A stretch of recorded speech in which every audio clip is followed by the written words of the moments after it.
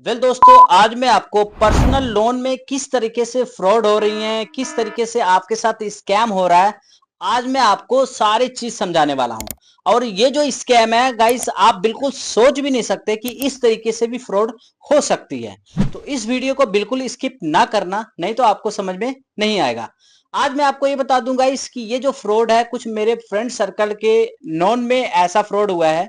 जब मेरे पास ये सारी डॉक्यूमेंट, सारी फाइल आई, तब मैं यहाँ पे स्टडी करने के बाद ये समझा कि ये जो सारी फ्रॉड की जड़ है, ये सारी कंपनी ही है। ये कैसे कर रही है आपके साथ फ्रॉड, ये क्यों कर रही है, किस तरीके से कर रही है, आज मैं आप लोगों को पूरी डिटेल, पूरी एक्सपोज करने वाला हूं, जितनी भी लोन कंपनी है। तो इस वीडियो को आप पूरा देखना, तभी आप लोगों को समझ में आएगा। तो मैं आपको सबसे पहले आपको बताता हूं, कोई भी आदमी है आज के समय में लोन सभी अप्लाई कर रहे हैं। बहुत सारे लोग हैं जिनको पैसे की नीड होती है, वो किसी भी थर्ड पार्टी या फिर नॉन जो जो नॉन सर्टिफाइड जो कंपनियां हैं, वो लोन देती हैं। जैसे बहुत सारी हैं, क्रेडिट भी है, होम क्रेडिट है, ऐसे बहुत सारी हैं। तो आखिर ये कैसे आपके साथ स्कैम करते हैं? जब भी आप अपने लोन को अप्लाई करते हैं, तो सबसे पहला आपके साथ स्कैम ये होता है कि आपकी जो भी पर्सनल डिटेल होता है, ये रख लेते हैं और इसको शेयर मतलब सेल करते हैं।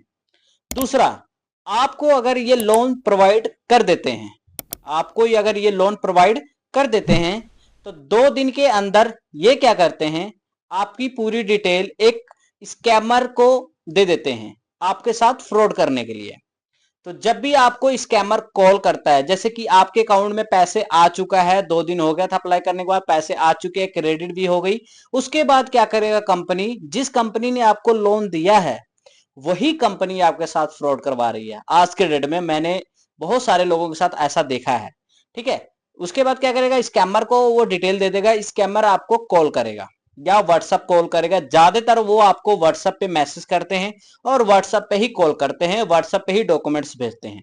ठीक है। उसके बाद क्या करेगा कि वो आपको बोलेगा कि आपने इस कंपनी से लोन लिया था, इतने इतने लिया था, और आपकी जो चार्ज है इतनी इतनी लगी है, आपकी ईएमआई इतनी इतनी है। तो आप उस पर बिलीव कर लोगे, आप उस पर भरोसा कर लेते हैं, क्योंकि ये सारी जो इंफॉर्मेशन है आपकी, जो आपस की एक कंपनी और आपके बीच थी, ये तीसरे को पता है। इसका मतलब ये उन्हीं का ही बंदा है, हर कोई यहाँ पे बिलीव कर जाता है। जो अनपढ़ हैं, जो पढ़े लिखे नहीं है उतने, वो जल्दी भरोसा कर देते हैं इस बात पर। ठीक है। आपको लगेगा कि यार ये सारी चीजें तो मेरे इससे बात थी, इसको कैसे पता चल गया? क्यों? क्योंकि वो जो आपकी कंपनी है वही आपके साथ स्कैम करवा रहा है और वही आपकी सारी डिटेल दिया है। उसके बाद आप उसके बाद पे आ जाएंगे, तो आपको ये बोलेगा कि आपके इतना लोन था, आपके इतनी ईएमआई बन रही है, आपके पास एक ऑफर है। अगर आप इस ऑफर को क्लेम करते हैं, तो आपकी जो ईएमआई है पर मंथ, वो कम हो जाएगी, आपका जो ब्याज है वो कम हो जाएगा। तो उसके बाद आपको बोलेगा कि आपको क्या है कि आपको इतना इतना करके आपको पेमेंट है मुझे देनी है। जैसे कि अगर आपने 1 लाख लिया, तो आप 1 लाख रुपया वापस कर दें। उसके बाद फिर से आपके अकाउंट में पैसे जाएंगे और न्यू आपकी जो ईएमआई जो जनरेट होगी, वो आपके पास चला जाएगा। तो आप कहोगे कि यार ये तो मेरे लिए बेनिफिट है, अगर मेरी ये पैसे कम हो जाती तो अच्छी बात है। उसके बाद स्कैमर क्या करेगा, जिस बैंक, जिस कंपनी से आपने लोन लिया था, उसी के नाम से ही यूपीआई आईडी क्रिएट कर लेते हैं, जिससे आप उन पे शक ना करें। तो जैसे आप वहां पे यूपीआई पे जाके उनको आप पेमेंट कर देते हैं, पेमेंट के बाद ही वो आपको ब्लॉक कर देंगे, और जिस नंबर से व्हाट्सएप है, वो व्हाट्सएप को ही डिलीट कर देंगे, मतलब उस अकाउंट को ही डिलीट कर देते हैं, और आपका कोई भी कॉन्टेक्ट उनसे नहीं होता है। उसके बाद जो भी स्कैमर है, वो उस कंपनी से मिलकर या फिर उस कंपनी के एम्प्लॉय से मिलकर ये काम करते हैं। फिर वो पैसे मिल बांट के आपका खा लेते हैं, और आपको हमेशा ईएमआई पे करनी पड़ती है। मैं आपको ये भी बताऊंगा कि अगर आप इनकी ईएमआई पे नहीं करते हैं, तो आपको क्या क्या करना चाहिए। कोई भी कंपनी आपके साथ ऐसी अगर फ्रॉड कर देती है, तो सबसे पहले आपको क्या करना है, उस कंपनी को मेल करना है।